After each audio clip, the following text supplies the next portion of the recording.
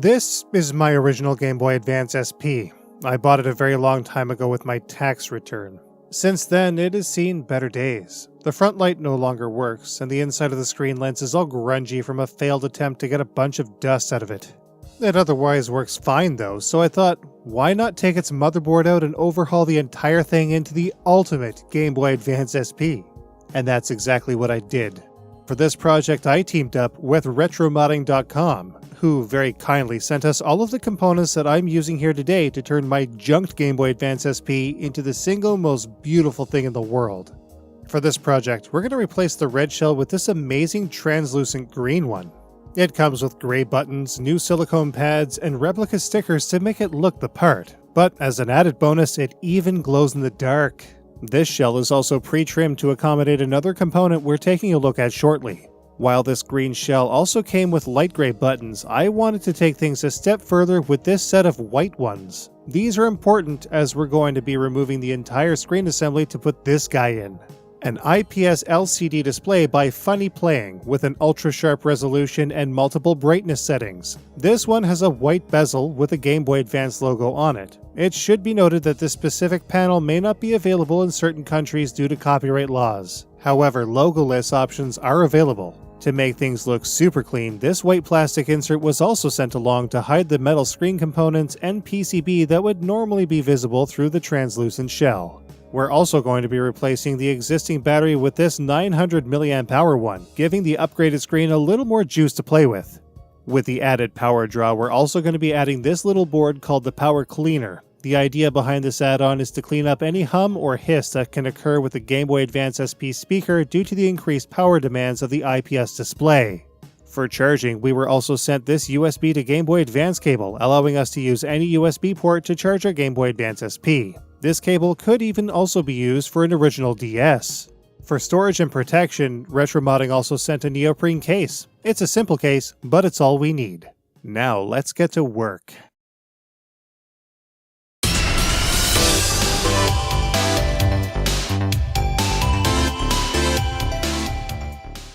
To get into the Game Boy Advance SP, and to remove the parts to transplant them into the new home, you're going to need two different screwdrivers. Retromodding sent this set, which includes the correctly sized tri-wing and Phillips head drivers needed to get this job done. On my end, we're going to have to do some soldering as well, so I bought my very first soldering iron. This was my first ever attempt at using this kind of stuff, so I'm sure some of you out there are going to roast me on my job, but I think I was able to get it done rather well. This ridiculous build is my first full-on refurb of an old unit, and the goal with this video is to dispel the idea that it's rocket science. In fact, I doubt this would even be considered electrical engineering. If I can do it, you can too. So, let's get into the nitty-gritty. The first thing we're going to need to do is take apart the red SP. Since all we really need here is the motherboard and the speaker, we don't have to mess around with the top part of the system at all. The first thing we need to do is get the battery out, so off comes the battery cover with the Phillips driver. And then we remove the battery. The main housing for the motherboard in the bottom half of the system is held together by a total of 6 tri-wing screws to start. The bottom of the shell should easily lift once they're removed. When they've all been dealt with, it's time to unmount the motherboard. 3 Phillips screws hold the motherboard to the top of the bottom shell. Removing these allows you to lift the motherboard up, and the screen is attached to the motherboard by way of a ribbon cable. There are locking mechanisms that keep it secured, which are easily disengaged with a small screwdriver. Care should obviously be taken.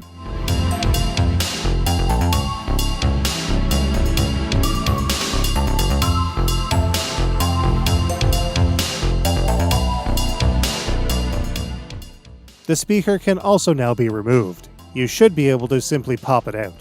Would you look at that, my board is pretty clean. Not surprising, as my red SP never really did get much use. Now comes the hardest part of this build, soldering the power cleaner to the board. I needed a lot of visibility to get this done, so I wasn't really able to film it, but here are the results. 5 solder points later, and it's ready to go. Time will tell if it actually works. Let's just go ahead and put the motherboard back into the housing, and a quick test.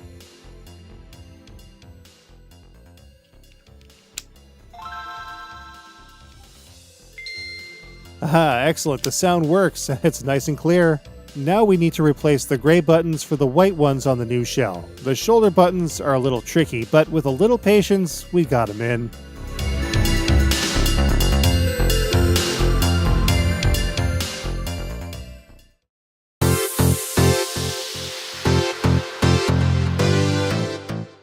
Alright, the motherboard was one thing, but the brand new IPS display is another altogether. The shell we got here was trimmed to accommodate this display. Retro modding has pre-trimmed shells at the ready, but any stock shell can be trimmed by the modder if need be. Since ours is already set to go, we simply connected the display panel to this interface PCB, used a little double-sided tape to keep the PCB in place, and dunked it right into the screen side of the shell. Easy. On the other side is where we insert the plastic cover to make things look nice and clean. This is purely optional, of course. Hinges are tricky, and the Game Boy Advance SP has a little bit of a twist when it comes to getting the ribbon cable through the hinge on the new display. Firstly though, these hinges need to be installed to allow the screen to lock in place when opened.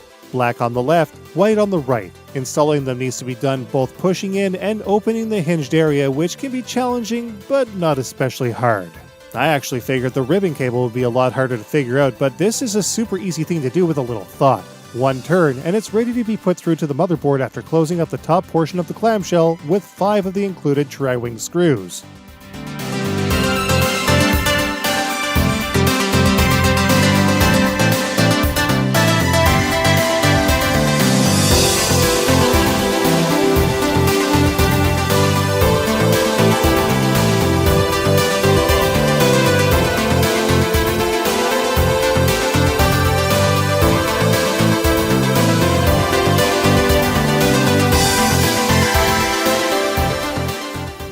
After inserting the ribbon cable and locking the assembly, it's on to the next soldering job with this little piece of wire. After tinning it up with a bit of solder, I got to work. A small area on the ribbon and this spot beside the D-pad need to be connected.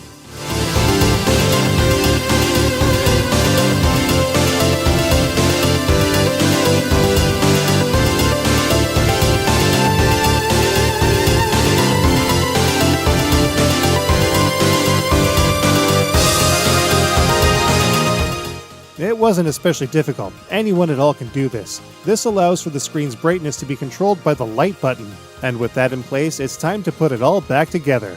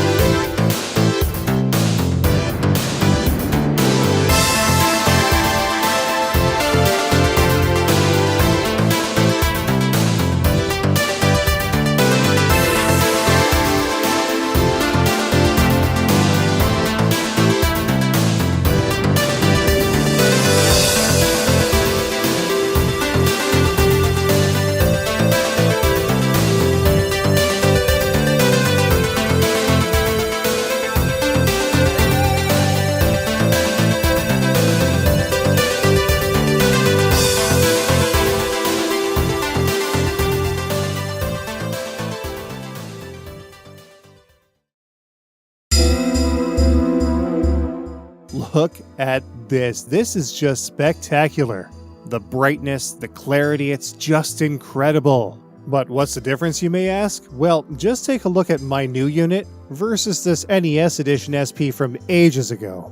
The difference is simply night and day. There is no clearer Game Boy Advance SP out there. Simply put, this is currently as good as it gets. And the light button? Well, it allows you to cycle the brightness between 6 intensities. Its lowest settings are great for low light or darkness, and higher brightness makes it visible even outdoors on a sunny day. All told, it only took about an hour to convert this unit, and that's even taking my first attempts at soldering into consideration. If handheld gaming is important to you, especially if you're playing and collecting Game Boy Advance games, this is a project that can give you unparalleled results with minimal effort, just so long as you pay attention. For all of the features here, soldering is a must, but again, it's neither expensive nor difficult to get into. These are simple processes that can get you into doing bigger, better projects, and we're already all in on new projects now in the works. If you want to get into handheld mods, you can get everything you need, save for the donor system of course, from retromodding.com using the link below. And just for you, our faithful viewers, you can even use the coupon code MUDPRINCE at checkout for 5% off.